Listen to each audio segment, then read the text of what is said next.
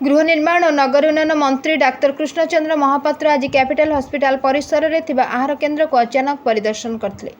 मंत्री डाक्तर महापात्र आहार केन्द्र में पहुंचवा पर धाड़ी रही कूपन किणी लोकंक सह बसी भोजन करथिले। ଏହି ଅବସରରେ ଭୋଜନ କରୁଥିବା ଲୋକମାନଙ୍କ ସହ ଖାଦ୍ୟର ଗୁଣବତ୍ତା ସମ୍ପର୍କରେ ପଚାରି ବୁଝିଥିଲେ ଓ ଆହାର କେନ୍ଦ୍ର ସମ୍ପର୍କରେ ସେମାନଙ୍କର ମତାମତ ପଚାରିଥିଲେ।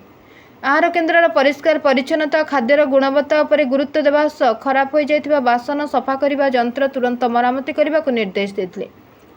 ଏହି ଅବସରରେ ଗଣମାଧ୍ୟମକୁ ସୂଚନା ଦେଇ ମନ୍ତ୍ରୀ କହିଥିଲେ କି ବନ୍ଦ ହେବନି ଆହାର ଯୋଜନା, କାରଣ ଲୋକଙ୍କ ଆଗ୍ରହ ଅଛି ଓ ଗୁରୁତ୍ୱ ଦିଆଯାଉଛି।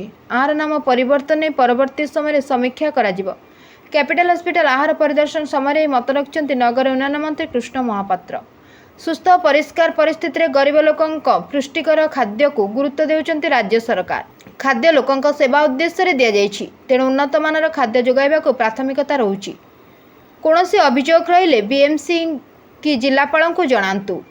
खाद्य परिबा कम थिबा अनुभव कले मंत्री, जोंथिपाई स्वयं सहायक माँ मानकु सेवा उद्देश्य श्रद्धा दे खाद्य परिवेशन करने को मंत्री परामर्श देइछंती। दरदाम वृद्धि भी यार कारण हो पारे, कौन कले भल हो पारिबो से दिगरे विचार होउछि।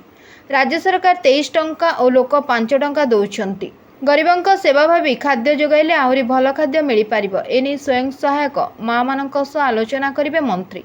आज मंत्री निजे टोकन काटी आहार खाद्य खाइथिले। डस्टबिन ठीक स्थान में रहिबा सह परिष्कार परिवेश पई दायित्व रे थिबा अधिकारी को भी नगर उन्नयन मंत्री तागिद करिसंती।